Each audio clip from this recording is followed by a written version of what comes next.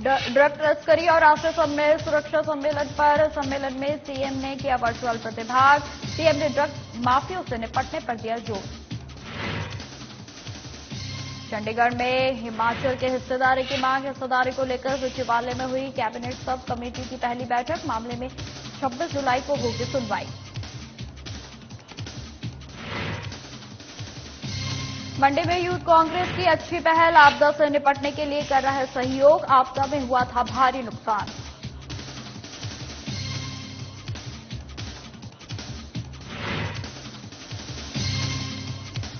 शिमला में पानी की कमी से लोग परेशान, लोगों को नहीं मिल रहा पानी। परियोजनाओं में गाद की वजह से हो रही पानी सप्लाई में परेशानी।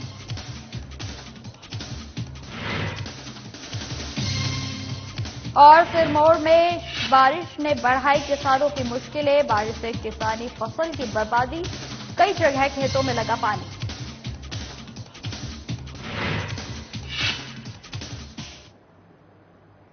नमस्कार, स्वागत है आप सभी का हिमाचल की खबरों में। मैं आपके साथ निकिता कश्यप। बुलेटिन की शुरुआत करते हैं। खबर शिमला से है, जहां सीएम सुखविंदर सिंह सुक्खू ने वर्चुअल माध्यम से केंद्रीय गृह मंत्री अमित शाह की अध्यक्षता में दिल्ली में ड्रग तस्करी और राष्ट्रीय सुरक्षा पर आयोजित क्षेत्रीय सम्मेलन में हिस्सा लिया। इस दौरान सीएम ने ड्रग माफियों से प्रभावी ढंग से निपटने के लिए राज्यों को अधिक अधिकार देने की आवश्यकता पर बल दिया। उन्होंने कहा कि इसके अतिरिक्त ड्रग माफियों पर प्रभावी ढंग से नकेल कसने के लिए narcotics drugs and psychotropic substance यानी एनडीपीएस अधिनियम में संशोधन की आवश्यकता है। इसी के साथ सीएम ने कहा कि प्रदेश में नशीली दवाओं की बढ़ती समस्या को देखते हुए राज्य सरकार पूरी संवेदनशीलता के साथ इस समस्या पर अंकुश लगाने के लिए महत्वपूर्ण कदम उठा रही है।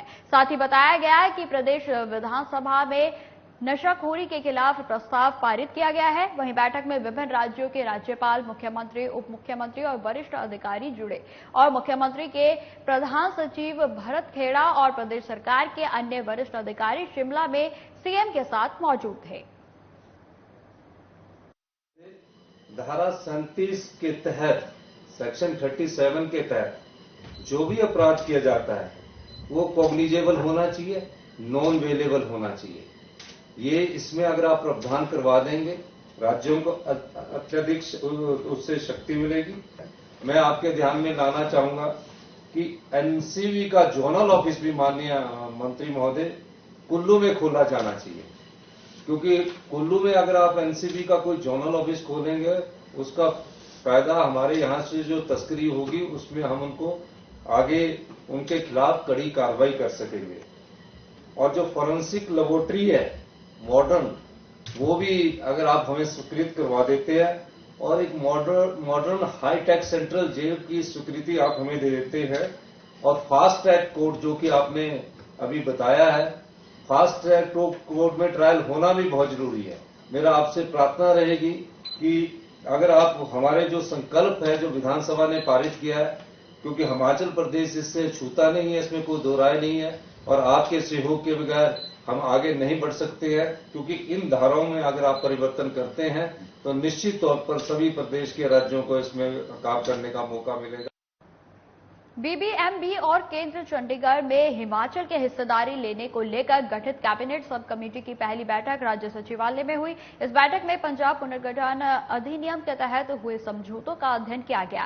वहीं आपको बता दें कि कमेटी के अध्यक्ष कृषि मंत्री चंद्र कुमार, सदस्य उद्योग मंत्री हर्षवर्धन चौहान और जगत सिंह नेगी की बैठक में वो भी मौजूद रहे। वहीं आपको बता दें कि बैठक में बीबीएमबी में हिस्सेदारी को लेकर सुप्रीम कोर्ट में चल रहे केस को लेकर फीडबैक लिया गया। इसमें अधिकारियों को सुप्रीम कोर्ट में मजबूती से अपना पक्ष रखने को कहा गया। ये केस फाइनल स्टेज पर है और इस मामले में 26 जुलाई को सुप्रीम कोर्ट में सुनवाई होनी है। कमेटी के अध्यक्ष चंद्र कुमार ने कहा कि हिमाचल बीबीएमबी में अपनी हिस्सेदारी की लंबे समय से लड़ाई लड़ रहा है और चंद्र कुमार ने यह भी बताया कि बीबीएमबी में हिमाचल का 7.19% हिस्सा है, जिसकी देनदारी को हिमाचल कोर्ट में लड़ाई लड़ रहा है।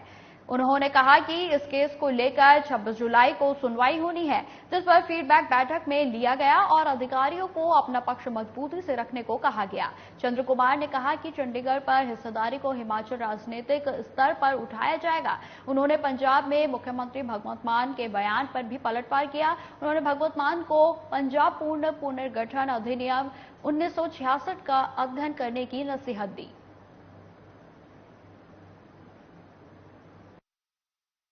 ही is one of the member और हमारे नेगी जी जो हैं वो जो रेवेन्यू और हॉर्टिकल्चर मिनिस्टर हैं वो भी सदस्य हैं और इसके साथ सेक्रेटरी पावर और सेक्रेटरी आईपीएच और हमारे लॉ ऑफिसर मिस्टर लखवाल वो ही यहाँ पर उपस्थित थे और सारे हमारे लेजिस्लेटिव बोर्ड्स के और सरकार के जो सेक्रेटरीज हैं वो उसमें शामिल हुए और हमने जो है वो बड़े विस्तार से चर्चा की। सराज विधानसभा में पिछले दिनों बरसात के कारण हुई भारी क्षति में युवा कांग्रेस की पूरी टीम लोगों के बीच राहत कार्य और उनके सहयोग करने में लगी है। वहीं आपको बता दें कि युवा कांग्रेस प्रवक्ता डिंपल शर्मा ने बताया कि जहां एक तरफ प्रदेश सरकार स्वयं मैदान में लोगों के बीच उनके साथ खड़ी है, तो वहीं दूसरी तरफ युवा कांग्रेस की पूरी टीम अध्यक्ष तरुण ठाकुर की अगुवाई में राहत कार्य में लोगों का सहयोग करने में लगे हुए हैं। उन्होंने कहा कि यूथ कांग्रेस प्रदेश अध्यक्ष निगम भंडारी के आदेशानुसार यूथ कांग्रेस आपदा से निपटने के लिए काम कर रही है। थुनाग बाजार में जो भारी नुकसान हुआ उसमें फौरी राहत के रूप में 1 लाख रुपए की राशि देने का जो वादा 3 दिन पहले मुख्यमंत्री सुखविंदर सिंह सुक्खू ने किया था, उसमें बीते कल ही सरकार द्वारा अमल करते हुए डीसी मंडी अरिंदम चौधरी ने प्रभावित परिवारों को राहत राशि प्रदान की गई। मैं आपको बता दें कि जिला अध्यक्ष तरुण ठाकुर की अगुवाई में युवा कांग्रेस की टीम सराज विधानसभा में लोगों के हर संभव मदद करने में जुटी है। जंजहेली क्षेत्र में भी इस आपदा में भारी नुकसान हुआ है। ग्राम पंचायत बूंग रेल चौक में भारी नुकसान का आकलन किया गया है और युवा कांग्रेस अध्यक्ष स्वयं मौके पर लोगों के बीच जा रहे हैं और उनकी समस्याओं का समाधान करने में लगातार प्रयासरत हैं। बारिश के कारण जो पहली दफा शायद ऐसा हुआ कि इतनी भारी बारिश के कारण लोगों का काफी ज्यादा नुकसान हुआ, जिसमें कि जिला मंडी युवा कांग्रेस के द्वारा भरपूर प्रयास जो लोगों की मदद के लिए किए गए और लोगों की जो भी समस्याएं थी, जो भी उनका नुकसान हुआ है उसकी भरपाई करने हेतु हमने सरकार से भी निवेदन किया है और लगातार मैं अपने पूरे सिराज विधानसभा क्षेत्र में और मेरे साथ यहाँ के जो हमारे युवा कांग्रेस के ब्लॉक अध्यक्ष है गोपाल सहगल जी और पूरी उनकी टीम जो है जगह जगह जाकर जिस क्षेत्र में, जिस गांव में और जिस कस्बे में जो नुकसान हुआ है उसका जायजा भी लिया। भारी बारिश के बाद शिमला के लिए जलापूर्ति करने वाली परियोजनाएं अभी भी पूरी तरह से बहाल नहीं हो पाई हैं, जिससे शिमला में जल संकट गहराया हुआ है। आज शिमला में 31 MLD पानी पहुंचा है, तो उसके बाद अब प्रशासन शिमला के लोगों को 2 दिन के अंतराल पर पानी देने का विचार कर रहा है। शिमला शहर के लिए रोजाना 42 MLD पानी की जरूरत होती है। वहीं आपको बता दें कि नगर निगम और सरकारें हर संभव चुनावों के समय शिमला को 24 घंटे पानी देने का वादा करती हैं, लेकिन परियोजनाओं में गाद न आए इसके लिए अभी तक भी कोई प्लान तैयार नहीं कर पाया गया है। मैं आपको बता दें कि शहरवासियों में पानी को लेकर परेशानी बनी हुई है। हर साल बरसात में शिमला शहर को आपूर्ति करने वाली परियोजनाओं में गाद की वजह से पानी लिफ्ट नहीं हो पाता है। जो सुबह मॉर्निंग में हमारे पास अपडेट आती है उसमें 31 MLD आया था और आस्ते आस्ते शिमला में मुझे लगता है कि हम आस्ते आस्ते व्यवस्था को ठीक करने की कोशिश कर रहे हैं। थोड़ा मौसम का जैसे जैसे हमको साथ मिल रहा है।